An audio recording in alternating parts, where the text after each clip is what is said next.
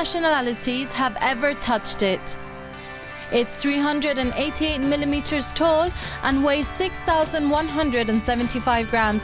It's the dream in the football realm, and yet few know about this nearly secret workshop in Palermo Ducano near Milan.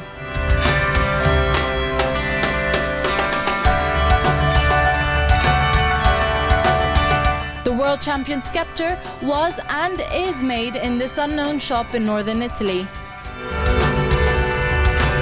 Our sculptor, Silvio Cazzaniga, designed this trophy, and the first one, the original one made in pure gold, was made and is the same one that is used now.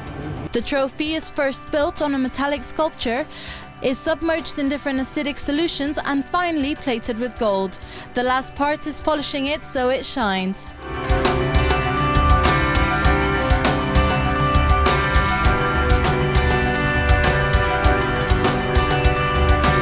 The original trophy exists and stays at the FIFA headquarters, and it's the same one that the players lift after the final, and then the Winners' Cup, which is the one the national sides get to take home upon winning the World Cup.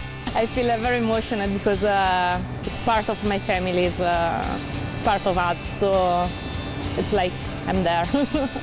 When asked who she'll support, she said, Italy, but then Spain, of course. The last cup that came out of this workshop ended up on its road to our country. The one that departs now will go to Brazil to preside the final draw, where the Spanish national team will know the journey to hopefully meet again with the 6,175 most important grams in football.